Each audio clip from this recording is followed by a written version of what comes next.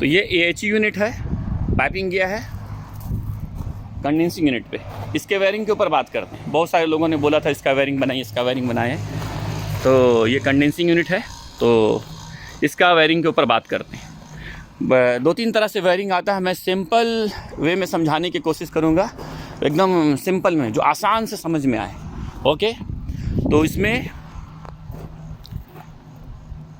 Filter section है, cooling है, supply fan. Okay, लेकिन हम लोग सिर्फ इस पे, ये वीडियो में सिर्फ वायरिंग पे रहते हैं। तो वायरिंग में क्या है, इसका ब्लोअर मोटर है, तो ब्लोअर मोटर ही है सिर्फ। ओके, हीटर नहीं है, ब्लोअर मोटर है। ओके, तो ये ब्लोअर मोटर है। ओके, तो ये ब्लोअर मोटर के लिए एक ब्रेकर दिया है। ब्रेकर कितने एम्पेयर का है? 13 से लेकर 18। ये जो ब्रेकर है, ब्रेकर विथ ओवरलोड वाला ये ब्रेकर है, इसी में ही है, इनबिल्ट है, इसके अंदर ही है वो प्रोग्रामिंग। तो ब्रेकर प्लस ओवरलोड का भी इसमें ऑप्शन है।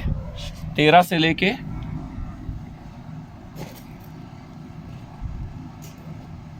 18 एम्पेयर का है। Okay, rated ampere. ओके, तो ये हो गया। बाद में एक कॉन्टेक्टर और इसका ओवरलोड है। ये मेन ब्रेकर है, पावर यहाँ आ रहा है, यहाँ से ये मेन ब्रेकर है इस पैनल का। ये पैनल सिर्फ ब्लोअर के लिए है, ये पैनल सिर्फ ब्लोअर के लिए है बस AHU में, क्योंकि इसमें कॉन्टेक्टर नहीं आता इस मॉडल में। तो ये मॉडल में यूनिट के साथ इसका कॉन्टेक्टर, ब्रेकर, ओवरलोड कुछ नहीं आता। तो ये बाहर से एक्स्ट्रा एडिशनल इस पैनल को लगाया जाएगा। तो एक ब्रेकर इसने ये रखा है, और यहाँ से एक ब्रेकर फिर इसको, यानी मेन पावर इसको यहाँ आ रहा है, यहाँ से कनेक्ट करके फिर यहाँ, और फिर यहाँ से घूम के फिर वो यहाँ आ रहा है। ठीक है, ऐसा किया उसने। तो ये हो गया आपका कॉन्टेक्टर ब्लोअर का, इसका ओवरलोड है। तो ये 3 फेस आपका इसमें आ गया, और आपका बाद में मोटर का 3 बार आपका ओवरलोड में लग गया। अब रहा कोयल कितना है इसका, देखो 220 का है, 220 का कोयल है। तो करना क्या है इसमें, एक डायरेक्ट न्यूट्रल लाइन PCB, एक डायरेक्ट जो मेन न्यूट्रल लाइन है वो लाके एक आप कॉन्टेक्टर का कोयल में डाल दो, डायरेक्ट काम ख़त्म। दूसरा वाला वायर, यहाँ देखो क्या हो रहा है। दूसरा एक PCB से, मैं वहाँ के दिखाऊंगा, पहले यहाँ समझ लेना। 2 वायर वहाँ से आएगा, आउटडोर से इंडोर में 2 वायर आएगा ब्लोअर कॉन्टेक्टर के लिए। एक डायरेक्ट न्यूट्रल, और दूसरा जो है PCB से, PCB के जगह में लिखा हुआ एक जगह इन फाइन, वो वायर लाके डायरेक्ट यहाँ पर लगा दो। ये नॉर्मली क्लोज रहेगा, प्रॉब्लम होगा तो फिर ओपन हो जाएगा। और वहाँ से एक दूसरा, यानी एक पॉइंट यहाँ के, दूसरा 18 नंबर उठा के यहाँ डाल दो, यानी सीरीज में हो गया। इसको पावर आएगा, ये कंटिन्यूटी यहाँ भी रहेगा, सेम कंटिन्यूटी यहाँ पर आ गया, यानी कि ये फेस हो गया आपका पूरा, यहाँ तक फेस है, ये न्यूट्रल हो गया। बस सिंपल में एकदम। ओके, ज़्यादा तामझाम पे नहीं बता रहे, एकदम समझ में आए इजीली। ओके, अब जाएंगे आउटडोर की तरफ। चलो।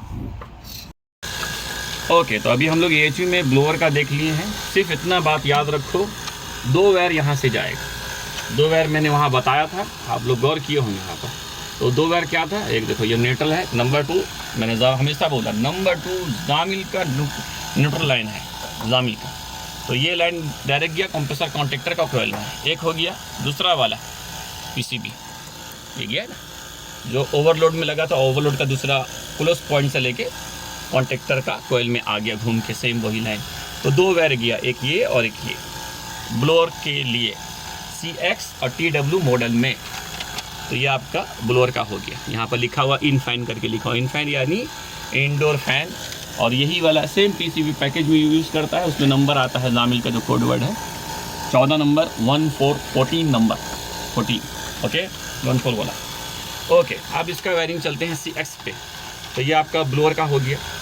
अब इसको 2 तरह से कर सकते हैं। इसका देखो यहाँ पर ध्यान अगर दो, ये जंपर लगाया हुआ है, ये फैक्ट्री जंपर है, हमारा यहाँ मॉडिफाई नहीं है।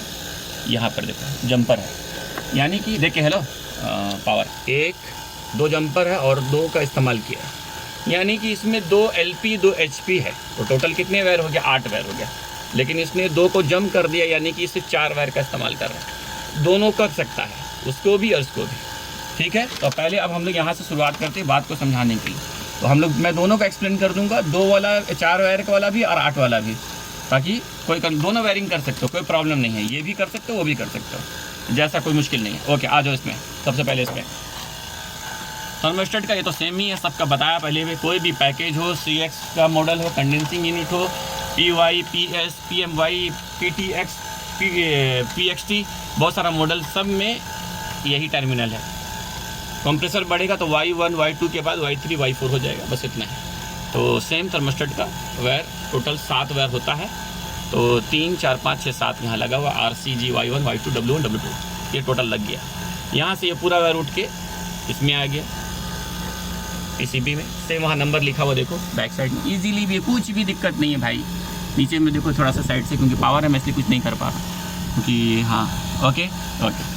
तो R का R वहाँ भी लिखा है, CCGG Y1 Y1 Y2 Y2 W1 W1 W2 W2, same number back side में लिखा हुआ, तो दिक्कत भी नहीं, काम खत्म हो गया। बाद में इस PCB को 220 का पावर चाहिए, यहाँ लगता है एक आपका, है ना, लाइन का वायर, ये नंबर 1 है, वो आपको यहाँ लगाना है। दूसरा आपको N, देखो N लिखा हुआ, वो यहाँ लगाना है। यानी PCB को आपको मिलेगा कितना, मिलेगा आपको PCB का आपको वोल्ट मिलेगा इसको 220, 220 हो गया। तो जब 220 उसको आएगा तब इसको उसी वक्त इंटरनल इसको पावर आएगा। हाँ इसको, हाँ ये दोनों को जब यहाँ पावर कनेक्ट करेंगे तब इस PCB में ऑलरेडी एक कनेक्टेड है लैंड न्यूट्रल प्राइमरी, है ना, ट्रांसफार्मर PRI प्राइमरी, तो वो इसको उसी वक्त उसको पावर मिलेगा, ठीक है। यानी PCB के थ्रू ऑलरेडी, यानी L से L कनेक्टेड है, N से N यहाँ पर कनेक्टेड है। फिर जब इसको यहाँ मिल गया पावर, वो यहाँ पर हो गया। फिर तब जब इसको पावर मिलेगा, फिर यहाँ से आउटपुट होगा 2 ब्लू और 1 ब्लैक है। 2 ब्लू में हमारा जो पावर आएगा आपका कितना आएगा, 24 आएगा, और ब्लू ब्लैक में 10 वोल्ट आएगा। तो PCB में ऐसे कुछ चीज़ें हैं जिसको 10 वोल्ट की ज़रूरत है, लेकिन हमें जो ज़रूरत है ब्लू से ब्लू में 24 वोल्ट की ज़रूरत है, जो ट्रांसफार्मर सेकेंडरी लिखा हुआ है। ओके, ध्यान रखना इसको।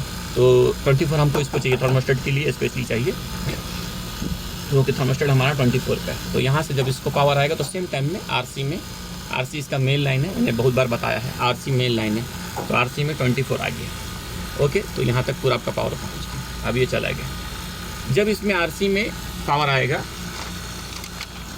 RC का पावर आ गया, ये कनेक्ट हो गया। अब हमारा यहाँ से देखो 3A कंप्रेसर 1 के लिए, 3B कंप्रेसर 2 के लिए। हमने PCB का पावर है, हमने ताकि कंप्रेसर नहीं चले, लेकिन पावर की हमें ज़रूरत है। ये बहुत दूर एक्सटेंशन है, तो हमको वैक्यूम चलाने के लिए बहुत दूर है, यहाँ पर कहीं पर भी पावर नहीं था इसके लिए। ओके, तो कंप्रेसर 1 के लिए 3A, कंप्रेसर B के लिए 3B, सोलेनॉइड वाल्व के लिए 4B, सोलेनॉइड वाल्व 1 के लिए 4A है ये वायर। बाद में ये आपका ब्लोअर कॉन्टेक्टर के लिए जो जामिल का नंबर है 14 में बताया हूँ पहले भी।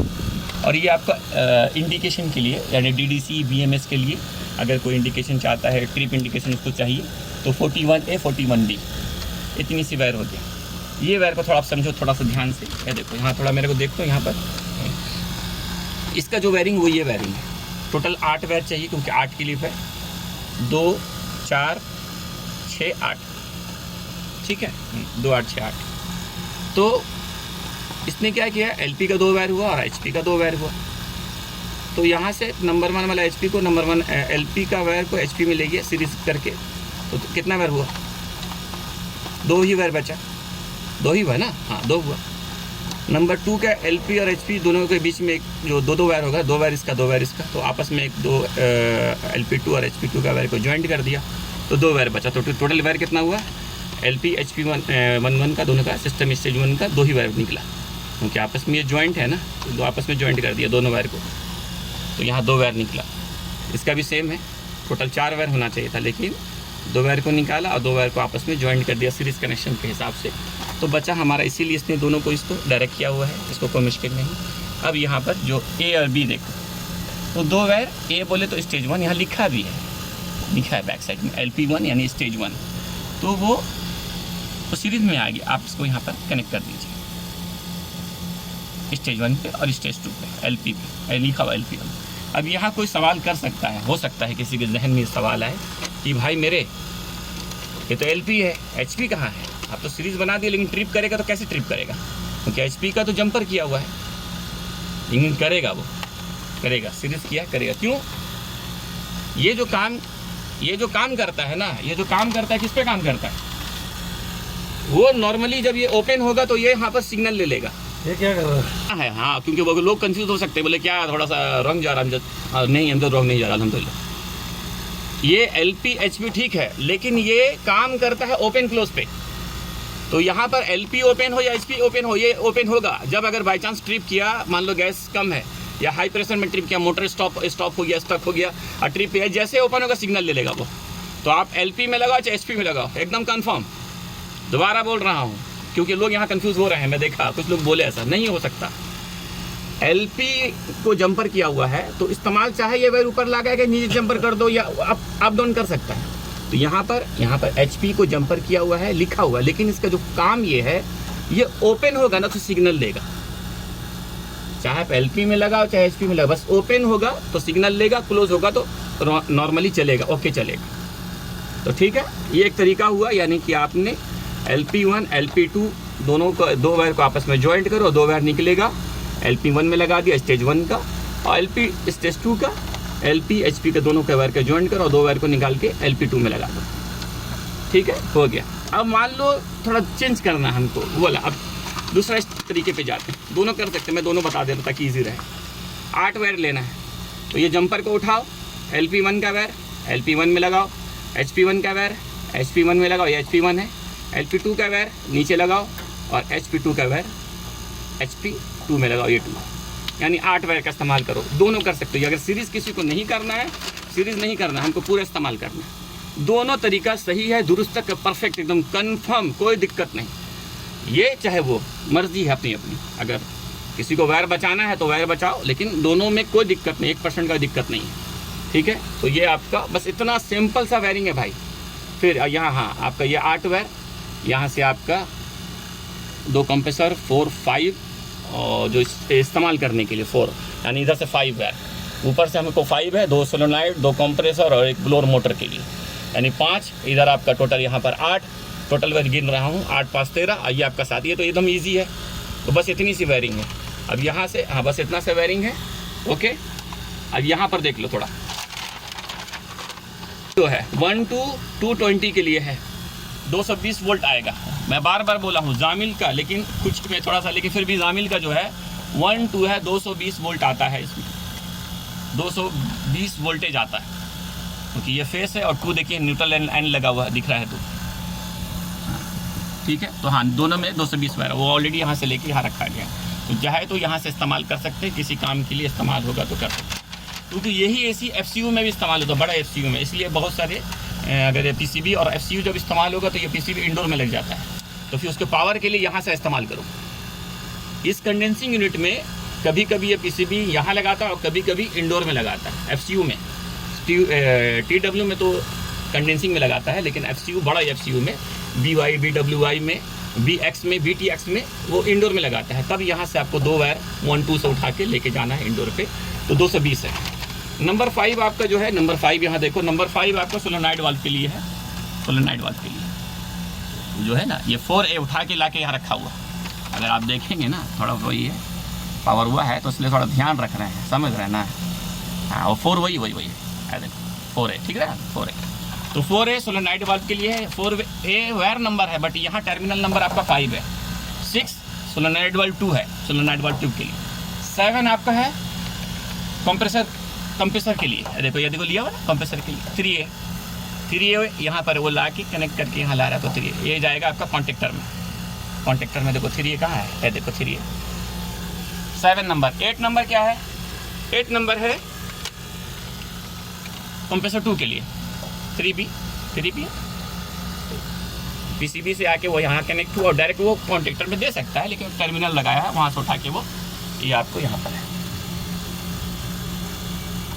ये होगी। तो इतना है, बाकी वो सब आपस में जम किया हुआ है। आपका जो वो बता देता हूँ, यहाँ जो वो ला के वहाँ जॉइंट करके फिर वो सीधा वही LP का वायर वो डायरेक्ट वहाँ नहीं लगाया, यहाँ पर उसको टर्मिनेट किया, उसको जॉइंट करके लगाया है। मैं फिर भी बता दे रहा हूँ, 13 और 14 जो है वो 13 और 14 सीरीज़ बनाया है, 15 और 16 सीरीज़ बताया है, और 17 18 जो है 41A और 41B का वायर है, टोटल ये वायर है। बस इतना सा वायरिंग है इसका, और कुछ भी नहीं। सिंपल में समझने के लिए इतना ही है। हाँ, इतना बहुत काफ़ी होगा ये करने के लिए।